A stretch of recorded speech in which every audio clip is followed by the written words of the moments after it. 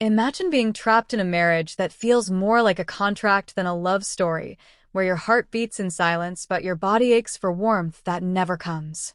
That's the reality I lived in, a reality I never imagined would push me towards something so forbidden, so unthinkable, that even today I struggle to believe it happened.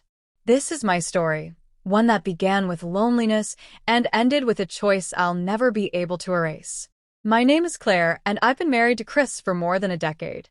In the beginning, our love was full of fire, late-night conversations, small touches in the kitchen, laughter over spilled wine. But with time, the passion faded into routine. Chris became distant, always absorbed in his work, his phone, or his own thoughts. At some point, our marriage stopped being a marriage and became something else entirely. We were like polite strangers sharing a roof. Our dinners were silent, our nights colder than the winters outside. He wasn't cruel, he wasn't unkind, he was just absent. At first, I told myself this was normal. Isn't this what happens after years together? But the truth is, I longed for something more. I wanted to feel alive again, to be touched, to be seen as a woman, not just a fixture in someone else's life. That hunger grew inside me, quietly at first, until it was too loud to ignore. That's when Daniel entered the picture. He was Chris's stepson from a previous marriage, though I had only met him a few times before. When he moved in with us temporarily, I wasn't prepared for the man he had become. Daniel was confident, sharp, and carried himself with a kind of calm maturity that startled me. He had this quiet strength in his presence, the kind of energy that filled a room without him needing to say a word. And unlike Chris, he noticed me. At first it was small, fleeting glances across the dinner table, lingering eye contact in the hallway. It unnerved me because those looks made me feel something I hadn't felt in years. He wasn't just looking at me, he was seeing me. His gaze lingered a fraction too long, searching, almost testing, as though he knew something I didn't want to admit to myself. I tried to shake it off. He was too young, too close, and too dangerous. But the more I avoided it, the more his presence pulled at me. There was something about him that awakened the parts of me I thought were dead. One night, after another cold, wordless dinner with Chris, I found myself alone in my room. The house was quiet. Chris had gone to bed early as usual, and I assumed Daniel was in his own space. But loneliness has a way of breaking down your defenses, and that night it broke mine.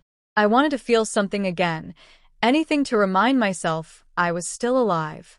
My body carried me into a moment I didn't plan, a moment of raw vulnerability. What I didn't know was that Daniel had seen me. By the time I noticed the door open, it was too late. My heart nearly stopped when I met his eyes. He didn't speak right away, but the look on his face wasn't just shock. It was curiosity, controlled, almost unreadable. My cheeks burned as I tried to cover myself, stammering that he had no business being there. But his calm, almost deliberate reply sent a shiver through me. It wasn't my intention to interrupt. That should have been the end of it. He left quietly, closing the door behind him, but the damage was done. What haunted me wasn't just the shame, it was the rush that came with it, the heat I felt under his gaze. The next morning, I could hardly look at him. My husband sat at the table scrolling through his phone, oblivious to the silent storm raging inside me. But Daniel, he wasn't avoiding me. On the contrary, he seemed more present than ever, his glances deliberate, his movements intentional, as if daring me to acknowledge what we both felt. Over the following days, the tension only grew. Passing in the hallway, his arm brushed mine. In the kitchen, he stood too close as I washed dishes, his presence lingering like a shadow I couldn't escape. His voice carried a confidence that unsettled me, hinting at the night we both tried not to speak of. And yet, every time I told myself it was wrong, my heart betrayed me, beating faster whenever he was near. The breaking point came when Chris announced he'd be leaving for a business trip. The moment the door closed behind him, the air in the house changed. It was quiet, but not empty, charged, as if something inevitable was waiting to happen. That evening, I sat on the couch pretending to watch TV when I heard Daniel's footsteps behind me. He didn't sit across the room, he sat next to me. close enough that I felt the warmth of his arm beside mine. My body tensed, but I didn't move away.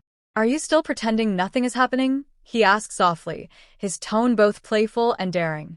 I whispered, "This isn't right." His gaze darkened. "Then why do you want it?"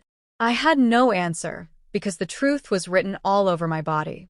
My chest rose with uneven breaths, my hands shook slightly, and yet I couldn't bring myself to leave.